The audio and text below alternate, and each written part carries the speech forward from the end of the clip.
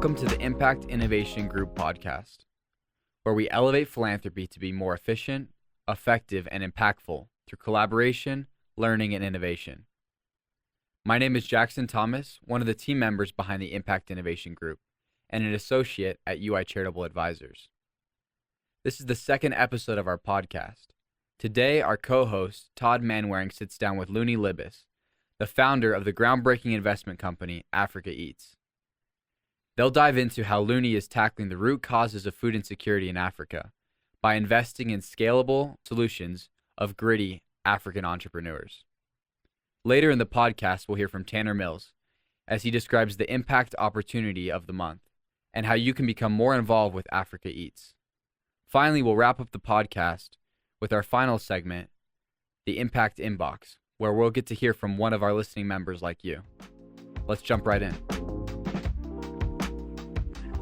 Luni, it's great having you here today with us. One of the things I'd like to start off with is having you describe just a bit of your transition from the tech VC space and some of your deep involvement in impact investing and what that really looks like, and some of the organizations you've created along the way. Okay. I have, I think, a pretty normal pattern from going from tech to impact. I spent the first 20 years in my career building software companies, all here in Seattle, all but the first backed by California VCs. And that was fun. Like all the standard stuff you read about in the magazines and newspapers and blogs.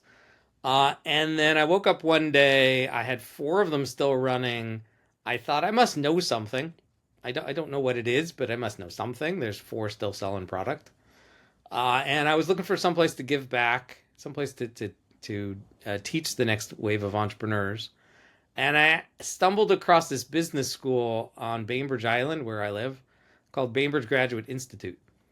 And it turns out it was the first business school in the world to teach how to do good through the tools of business school, how to do good and do well. They allowed me to sit in the back of the classroom for that semester. I did the same in the next quarter. And then they started asking me to teach. And once I had been there for 9 months and learned that you could do good through business, I just couldn't do another software company. So instead, I started Fledge, which is a business accelerator now network that was based on the ideas of the tech accelerators, but for mission-driven for-profit companies or for impact companies. Right. And I know that you have a website that contains a lot of this information people could go to. It mentions some of the books that you've written. It mentions some blog and podcast work that you've done. Yeah. So my personal website is lunarmobiscuit.com, which no one's going to be able to figure out how to spell. So hopefully you put that in the links. And you can just simply ask Google for Luni Libes and it'll pop up. Yeah, good point. Tell us a little bit more about Fledge. I think that was an interesting step that as I really dove into what you've been doing, as we try to understand more about Africa Eats and this great organization that you've created that's now on the Mauritius Stock Exchange, help us understand what Fledge is and how it's participated in helping organizations throughout the world to do this business with good that you just mentioned. Yeah, we'll start with what it was. So back in 2012, the idea was that there were tech accelerators, the most famous of which are Y Combinator and Techstars. But they're all focused on tech companies doing the standard, fast grow, burn capital VC model. There weren't very many, if any, programs like that for impactful companies. Not for the kind of entrepreneurs that I was meeting at the school at BGI or at Net Impact or Echoing Green or any of those. So I made one. It's called Fledge. And originally it was just a little program in Seattle. It was me and a helper. And I ran 2 programs a year, one in 2012, 2 in 2013. And then by the time we got to 2016, people started asking me around the world, can I do what you're doing? Can we run a program like yours in Lima, Peru, or Barcelona, or Padua, Italy? And the answer was always, I have no idea. I don't know anything about those cities. I don't see why we can't. So we did. So Fledge grew into a network of impact accelerators all over the world. That by the time we got to 2020, we had run over 20 programs in more than 8 cities. Um, and I lost count. I don't know. It's been a while.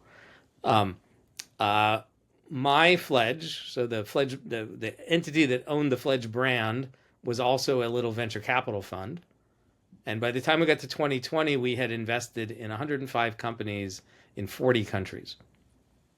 Uh, and when I say invested in, it means that they came to an accelerator program somewhere in the world, except in 2020 when it was an online program. But they came to a city. We worked with them for many, many weeks. The original program was 10 weeks long, and we invested in them at the same time. Uh, so very hands-on, very much take apart your business plan and we'll help you put it back together. And then introductions to investors afterwards.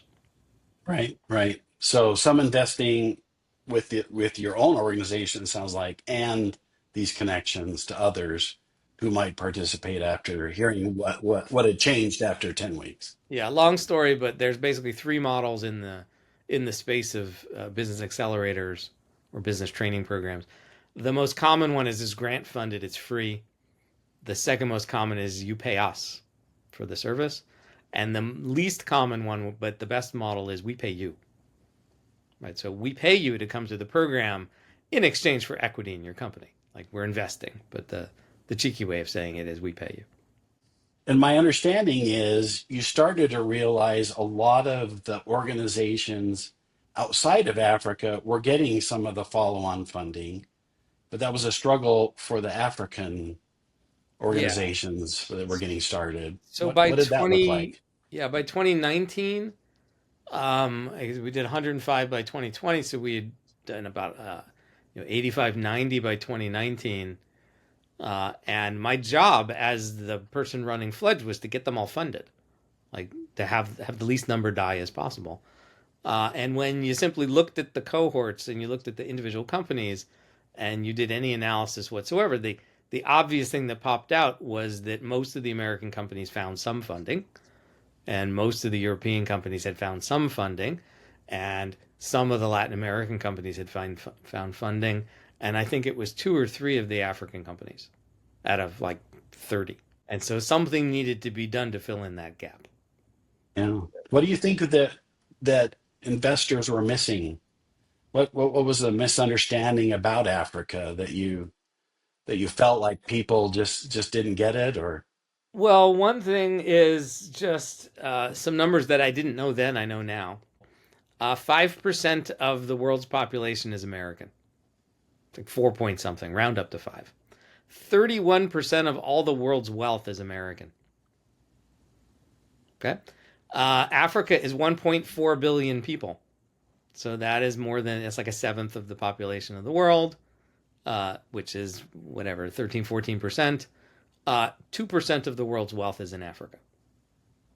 So there simply isn't the money. There aren't the same number of angels. And we're talking about angel investing here and seed funds. Uh, so simple numbers. If you think of the US, top 10% are rich enough to make investments in young companies. Most don't, but 10% have enough wealth to do that. Well, that's 33 million people. Um, right? There aren't 33 million people who could do that in Africa, despite a billion four total population. So it's just the money isn't the local money isn't there, which means we have to import money from somewhere.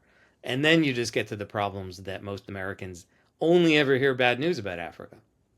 Well, when's the last time you heard a good news about Africa in the, literally in the newspaper or the news in your news blog?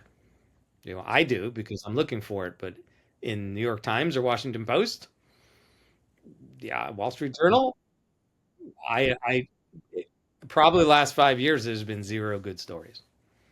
Um, and so same thing for Europeans. I don't know. I don't live in Europe, but I'm gathering they're seeing most of the same, maybe a few better stories. And so they're just scared because all they see is bad news. They don't see, they're missing the fact that of the 20 fastest growing economies, more than 10 of them are in Africa.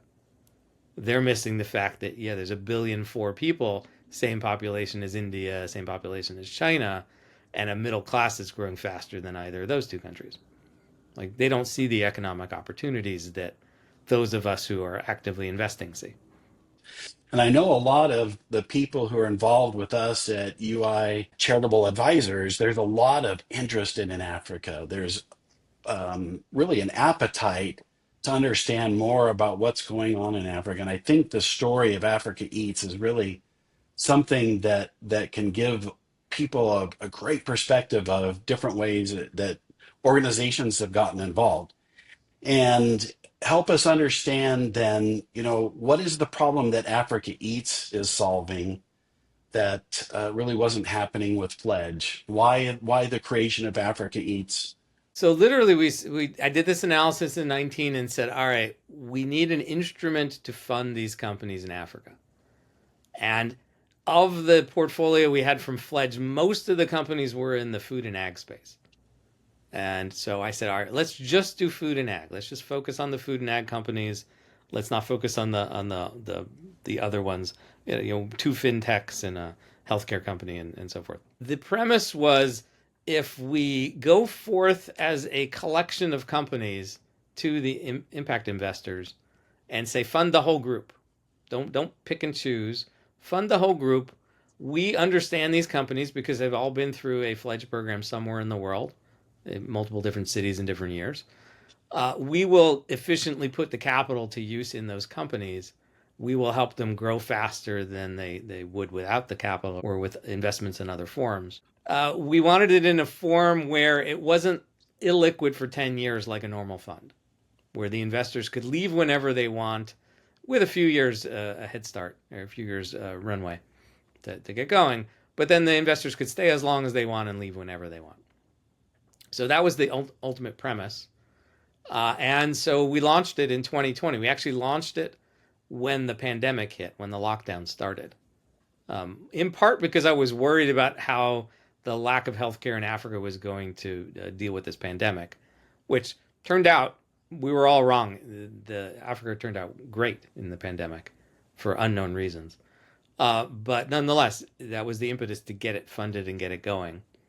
And here we are, not quite 5 years later, 5 years from when I first decided to do this, recovering from COVID in March 2020, but not quite 5 years from when it got incorporated and up and running. And all of the dreams we had back then have come true. So it did, in fact, work. Right. So really a focus, there's a huge number of people in Africa who are involved in agriculture. Some 60%, 70% are involved in subsistence farming. And you're working with organizations who are the small and medium enterprises working in those food chains, bringing food to Africans, connecting that kind of atmosphere. Does that sound right? What Fledge discovered in its work, the first native African company we invested in was in 2014. And then we invited more in 15, 16, 17, 18, 19, and 20. The model that most of our companies use in Africa Eats is buy from existing smallholder farmers. So of all I keep saying 1.4 billion people, half are kids, half are 19 or under. Of the adults, the vast majority are farmers. Nobody really has a good number. It's somewhere between 70 and 85%. So if you picked a random African, you would have a farmer in front of you. They would be farming about an acre, in some countries less, some countries slightly more, but about an acre. And they would be feeding their family off that acre and some portion of it growing something that had a cash income. So we don't replace any of that. We just buy their food. So we invest in companies that buy food from those farmers, do a little processing, do a little sorting, do a little training to make the yields higher, and then sell to retailers. And so this is a win-win-win. So we literally get rid of poverty because we're paying farmers to be farmers. Their incomes become a median income for their country. So that's rural middle class, not urban middle class. And so they're no longer poor. We take ownership of that food and we don't lose it on the way to market. We lose a very small percentage. So we're creating a better flow of food, higher quality food to the cities, and that's generally the flow at the moment. And so that lowers the amount of imports needed in Africa and increases the flow of food and therefore lowers prices. And so we're solving hunger indirectly in that manner. And we do this with businesses that make money doing this model. So they have been scaling up, and we should talk about how fast they scale up. Uh, but they do so as profitable companies. So everybody wins. Tell us about that win-win and win and the kind of scaling that is occurring. How fast does that happen with these organizations? The first company we invested in was a year old. They did $100,000 in 2013, the year before. So this is back in 2014. And if we knew the rest of the companies in the Africa Eats portfolio then, which we didn't, but if we had a time machine and could go back and I don't think WhatsApp existed yet, and phone them up, text them up, and say how big were your revenues back then? We know now that the total revenues of all the companies in 2014 was $600,000. That of the 23 that are in the portfolio now, only like 6 or 7 existed. Total revenues was $600,000 back then. 2024, last year, 11 years later, $44 million in revenues. Right? So that's an annual average growth rate of 55%. But more to the point, if we go back to the poverty piece, well, if our companies earned 44 million in revenues, then they handed somewhere around $30 million of that to the farmers. That's $30 million of income the farmers wouldn't have had. Less food waste, as you said, better structure, getting it to the cities, and really helping everyone. I understand that part of your approach here comes from this book that you've written called Berkshire Africa. Yeah, Tell us a little bit about that approach. I mean, it seems like, and there's the book. here's the book. Help us understand. I mean, because you talk about this great scale that's occurred, but you're doing it in many ways in a slightly different approach, a Berkshire approach. Describe what that means. All right, so I hinted upon this earlier. The normal way this has been done for 50, 60 years is a venture capital model. So raise money from institutions and high net worth people, lock it up for 10 years, make investments. The investees have to then get acquired or go public within 10 years so that everybody gets paid back. And that's been going on in California for 60 years. We're not following that model for many reasons. Biggest reason is there are no exits in Africa. They're very, very rare. Acquisitions don't really happen. IPOs are rare. We'll talk about that soon. And the other one is that the entrepreneurs we're working with don't want to sell their companies in the next 10 years. They want to build incredibly large regional companies. So even if we wanted to sell them, it doesn't matter. They don't want to sell their companies. So we looked around for some other model to pull from. And there's another 60-year-old model out there that's doing even better than the VCs, which is Berkshire Hathaway, Warren Buffett's company, Buffett and Munger's company that they bought back in the 60s. They didn't start it, but they turned it into what it is today. It's the 7th most valuable public company in the United States. The only companies more valuable than it are the big tech companies, Apple, Google, Amazon, Nvidia, and so forth.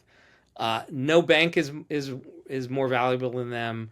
No oil company in the U.S. is more valuable than them. The only oil company in the world more valuable than them is Saudi Aramco. They're 8th in the world in public companies.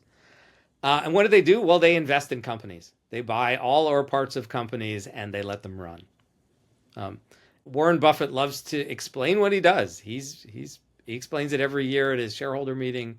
He's written a letter to shareholders every year since 1959 explaining what he does. And yet there are no copycats of Berkshire Hathaway until us. So we took his lessons, the most important of which is if you like a company and you found it and you bought it, why would you sell it? Just hold it forever. So it's in the news when Berkshire sells something because they rarely sell things. And so our intent is that we're owning our companies in Africa Eats forever for the next 100, 200 years. And some of them might get acquired, but that's not our intent. And so we also took the playbook that, well, we're not hiding anything. In fact, we want copycats. We think this is a great model. So we put it all in a book. Like, again, it's not that thick a book. We wrote down the playbook so that anybody who wants to do this, either in food and ag or in tech, ag tech or fintech or healthcare or energy, yeah, it also works for that. And the playbook is here for anyone to read anywhere in the world. And do you sense this kind of this more patient approach to capital improves the outputs, the outcomes of those organizations, Yeah. as well as you know, keeps them, just like you said, helps them to grow, continue to grow, and to become the organizations they're trying to be. Yeah, but it's not really the patience. It's the attitude and the outlook that these are our companies. We're going to own them forever. So we don't do any decisions that are just, short term fattening the goose. Um, we're making decisions with the founders to create great companies that will last for the next century. And so we believe that's why our companies are, growing at this rate they're growing. It means we'll make decisions as investors. We'll make decisions with these companies that help them, that might hurt us in the short term, that might, cost us money in the short term, but help them in the long term. Well, we can afford to do that because we're not returning capital to investors next year or in 2 years or in 8 years or anything. We're here for the next 100 years as well. So we make better decisions together that way. And are you still providing support like you did with Fledge? Are the organizations still getting mentoring? Before the podcast started, you mentioned that you're going to be going over, meeting with a lot of these companies and assisting with connections for them and for other groups. What does that look like? Yeah, the way we usually describe Africa Eats is that it's one cup venture capital. We don't follow the whole venture capital model, but we took parts of venture capital. It's one cup venture capital. It's two cups business accelerator, but not startup business accelerator, growth stage business accelerator. And I can't name another one. So we're kind of making up that space as we go along. We spend a lot of time hand-holding these companies and providing advice and mentorship and guidance. And then it's a teaspoon of Berkshire Hathaway, or maybe it's a heaping tablespoon of Berkshire Hathaway. So yeah, we are not the normal investors who just write checks and get an annual report. Um, and so next month we will be flying them all to Nairobi as we do every year. There's a public day. Anyone who wants to come and see these companies, let me know. It's April 30th. And then we'll have two internal days. So kind of an internal conference. And at that conference, most of the time will be spent around round tables on topics that the investees are choosing, and they're discussing it amongst themselves. There's no outsiders telling them what the right answer is. They are sharing their own challenges and their own solutions with each other. And that's one of the secrets of how we grow these companies so fast, is they're not alone. They're in a network of support. And that support isn't just HQ. That support is the entire collection of founders and managers. Right? That makes perfect sense. And then and then late last year, this is where we started getting connected. One of our impact investors saw the announcement about Africa Eats being on the Mauritius Stock Exchange. Ended up happening, I believe, in December last year, 2024. Help us understand why a stock exchange. A lot of impact investing does just happen with direct debt placements or equity placements to separate organizations, like you were mentioning a bit earlier. Now you have Africa Eats, it's more of a pan Africa in multiple countries, working with multiple groups. Help us understand the decision to be on the stock exchange and how that works into what you're trying to create. Okay, so there's multiple parts to that. The first one is, again, going back to Africa Eats itself. We're not a fund. We don't have a timeline, but we need a way for our investors to cash out when they feel like leaving. So we always promised back when we were just a paper plan that we would be public and liquid, and we would let our investors leave whenever they want. So that is now true as of December 3rd, 2024. And some of them have. Some of the Fledge investors all got shares of Africa Eats. Some of them decided that that's nice. I'll take my winnings and I'll go home. But that's not all we did on December 3rd. We also listed two other companies. So we listed Elite Meat and Zoeto Holdings, which are parent companies of Paniel Meat Processing and Zoeto Enterprises. And they don't operate in Mauritius. They operate in Malawi and Rwanda. And so we took them on this journey with us because, well, we wanted to see if the capital markets would fund fast-growing, profitable SMEs. So we actually did a project with the Stock Exchange of Mauritius to create a segment specifically for fast-growing, profitable SMEs. And we did roadshows and we talked to the public equity investors, which is a different group of people than the private equity investors. And it turns out that yes, at least in small amounts in 2024, the answer was yes, they would fund these companies. They provided more money than either company had ever seen in their history of the company. So it's still that for public equities, it's a tiny bit of money. For the SMEs, it was a large sum of money. We'll be bringing more companies to this segment every year. And just be clear, it's the real part of the stock market. It's not off in a corner. They are on the main stock market and in a segment. And so the general idea is by the time we get to, let's just call it 2030, again, slow, patient work here.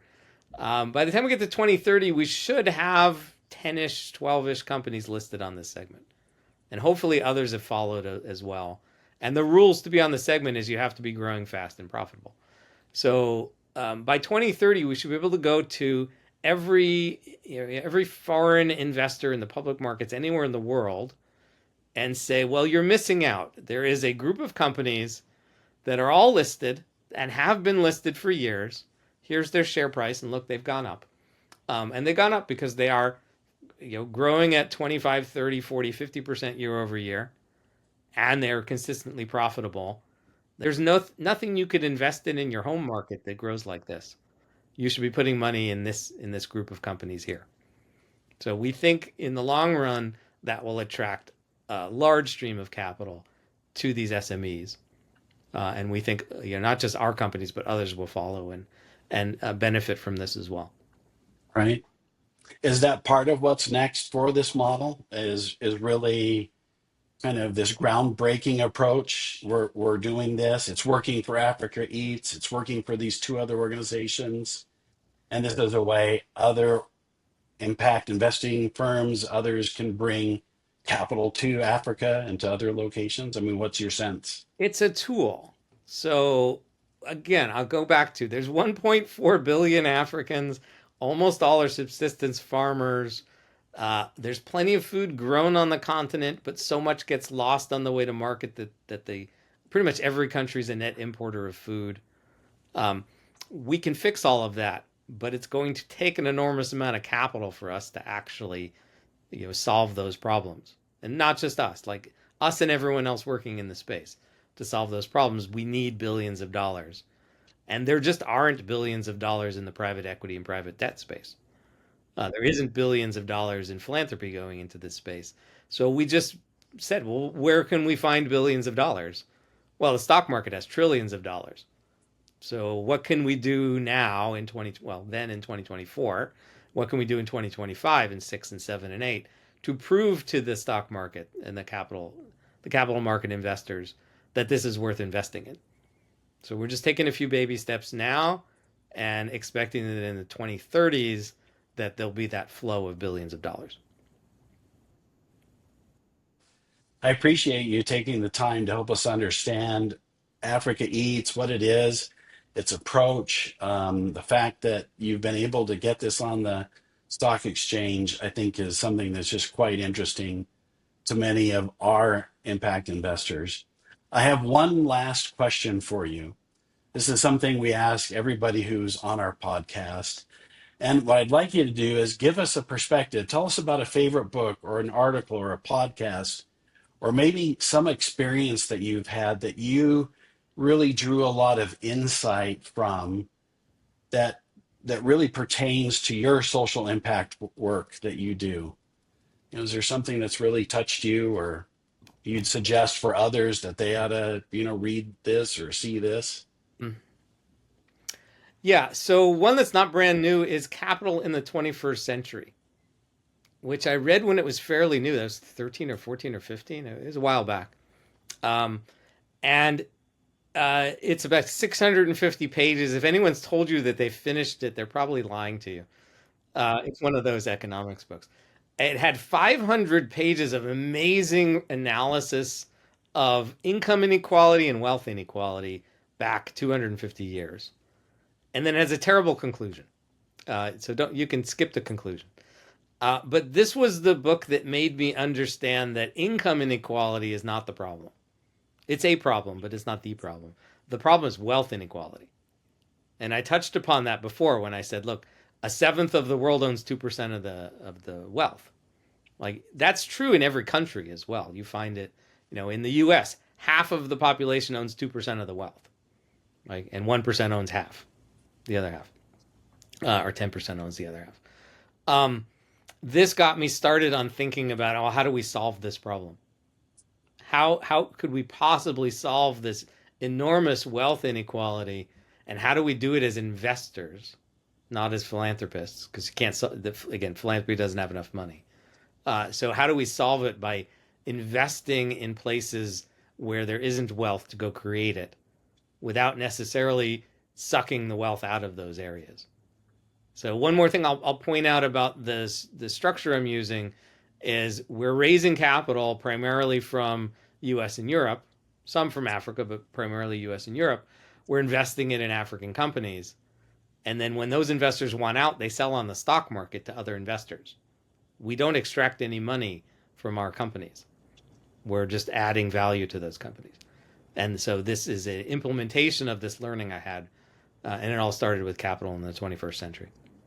Yeah, that's a great example. Perfect, perfect book. I think you're right that most people have definitely not read every word of, but gleaned some things from. Thank you, Luni Libes, for being here with us. We're grateful for your experience, for your perspectives and your time, helping us understand more about Africa Eats. We'll see you next time. All right, thank you. In this next segment, we'll highlight Africa Eats, as they are the impact opportunity that we'll be sharing. Their mission is to reduce hunger and eliminate poverty across Africa by investing in for-profit solutions that really seek to improve the supply chain of agriculture in Africa. And as you've heard today, Africa Eats is listed currently on the Mauritius Stock Exchange, and their ticker symbol right now is eats.n000. You can see this stock price just by searching up Africa Eats stock price on Google. As a publicly traded company, quarterly reports as well as any information or company updates are actually available to you to read and to look up. These are available on the Stock Exchange of Mauritius website, and we'll include a link to that in the description. Brokerage fees associated with any investments in Africa Eats at this time are most easily absorbed when the investments are above about $5,000. So we recommend amounts above that, but there is no minimum. UI Charitable Advisors, we have a registered trading account with the Stock Exchange of Mauritius. University Impacts DAF allows for easy impact investments into Africa Eats and other organizations just like this. So if you're interested in making an investment in Africa Eats or finding out what other opportunities we have available, you can email us at impact@uicharitable.org for more information. Before we wrap up, I want to turn to our member questions in a new segment called the Impact Inbox. Every episode will feature one question from our members and answer it here on the podcast. Today's question is, I found a cause I really care about and an organization I feel is doing great work. What is the best way to fund this organization? Which would be better, a grant, a loan, or an equity investment? This is a really great question, and it's one we get asked a lot. People are concerned about using the right financial tool, and there are a lot of financial tools we can use to support social impact organizations. The way we think about it at UI Charitable Advisors and the Impact Innovation Group is that there are two primary types of organizations. There are nonprofits and there are for-profit companies, both trying to accomplish a social good or solve a social problem. Nonprofit companies are typically supported through grants and loans, while for-profit companies can be supported through grants, loans, and equity. Grants are more about building capacity. Grants are great tools for organizations that are just starting out. They're piloting a program. They're still learning how to make a difference and how to be effective and impactful. While loans or equity investments are more about growth. They're for organizations that have really figured it out. They're looking to expand into a new area, into a new country, and they already have a proven model. It's less about picking the exact financial tool that you want to use and more about aligning with the organization and understanding where they're at, understanding their space, their financial situation, and their goals. The best way to do that is just to talk to the organization, find out where they're at, and then you can better align your goals with them and move forward together. Have a question like this? Reach out to us. We'd love to answer it here on the podcast. You can submit a question by emailing us at impact@uicharitable.org or visiting our website, iig.uicharitable.org. Thank you for everyone for joining us for this episode of the Impact Innovation Group podcast. We hope that today was an informative experience learning about Africa Eats and agriculture in Africa and how their innovative model of supporting the supply chain in agriculture is really starting to transform people's lives and bring them out of poverty. To continue this conversation, we invite you to visit our website again at iig.uicharitable.org. If you have comments or questions, email us at impact@uicharitable.org, and we will see you next time.